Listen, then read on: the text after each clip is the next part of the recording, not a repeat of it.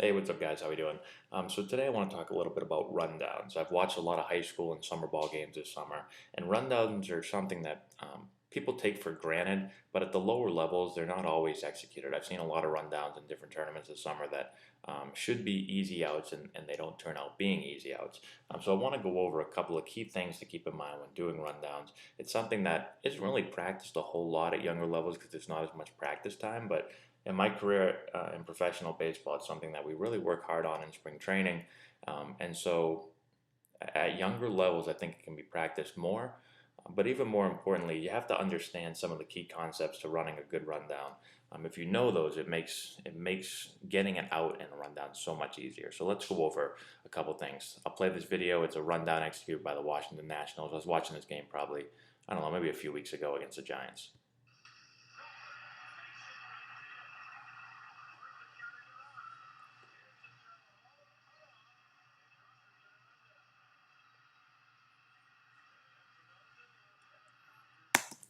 All right, so let's go back here and watch it again. So Worth throws home, Rose cuts it off, he throws it to Desmond, and the rundown begins. Now, there's a couple of things that they do really well. There's a couple of things that maybe they could have done a little bit better.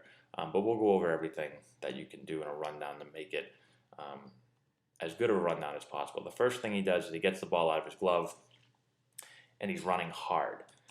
The next thing is you want to pick a lane. So you either want to be on the inside or the outside. One thing I watch young kids do all the time is they run directly behind the runner. There's no lane to throw the ball, and you have to throw it up over their head. So once you catch the ball, you should declare a lane. If you catch it on the inside, well, then just get on the inside. If you catch it on the outside, well, then get on the outside. And the receiver has to get lined up with you. So there's a nice lane to throw the ball to. Once you get running, one of the best things here that you'll see these two guys, Desmond and Espinosa, do is watch how hard they run. This is something that's really, really important. You have to run hard to make the base runner commit. If you don't run hard, then the base runner doesn't have to run hard, and he can move back and forth as much as he wants. But if you get him running hard, he can't stop and get going the other way very easily.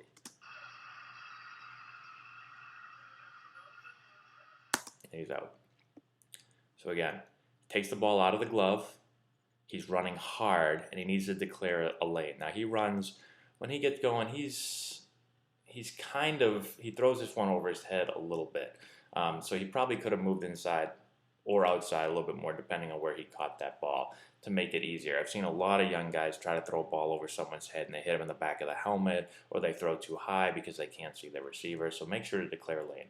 But I really like how he gets the ball out of his glove and he's running full speed. And Desmond and Espinosa, two really good athletes, especially Desmond. He's a really good athlete. You got to get him running hard. The second thing, or another thing that he does, is he doesn't pump fake a whole lot. So he's just running with the ball up, and then when he wants to get rid of it, he just kind of throws a short arm dart throw, almost like you're playing darts, to his partner. What a lot of kids will do, a mistake, is that they're going to pump fake, pump fake, pump fake.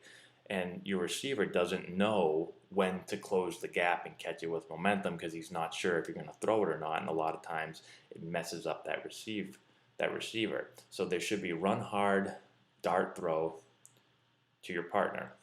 Now, one thing that we should really talk about, one of the most important things, and it's tough to see here because the camera doesn't get a great view, is you don't want to run a guy 90 feet between bases. That's another huge thing that I see with young infielders. Is they have the rundown going from base to base. You want to close the gap. You only want the rundown going maybe like 50 feet or so. So the receiver should close the gap, move in closer to where the runner's coming from, and then you want to catch with momentum. You don't want to catch the ball flat-footed. It's tough to see him catch it with momentum here, but you can see how he's running as he's catching. So right when you want the ball and this guy's about to flip the ball, you want to start to get momentum going towards the runner so that when you catch it with momentum. Now he's stopped and he's running full speed. Now this rundown would have been even easier if he had closed the gap a little bit more. Say he caught the ball right around here. Now he closes the gap, he catches with momentum, and then he tags him. Here he has to run a little bit further, but you can see how since he has momentum and he doesn't, it's impossible for him to get out of this rundown unless he runs like a 6'3" or something like that, or unless the fielder is really, really slow. But since Espinosa is an athletic player, he's going to catch him. He can't get out of it, and Crawford just stops and gets tagged. So let's go back again. We'll play it in regular speed. So here's the hit. You're going to catch the ball, get it out of your glove, declare a lane, run full speed, close the gap, catch the momentum, tag the guy. The last thing I should really talk about, because this is something I see a lot too, is after you get rid of the ball, after you throw the ball, you need to get out of the way. One thing you can do as a base runner is, if once the ball is thrown and you stop, if this guy is still in your way, just run into him and it's an automatic, you'll get second base.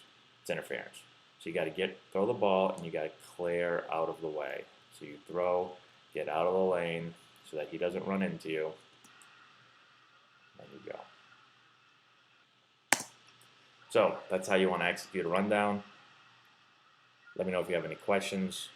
Comment in the section below. Share the video with all your friends. Like it, subscribe to the channel, all that good stuff. And we will talk to you later.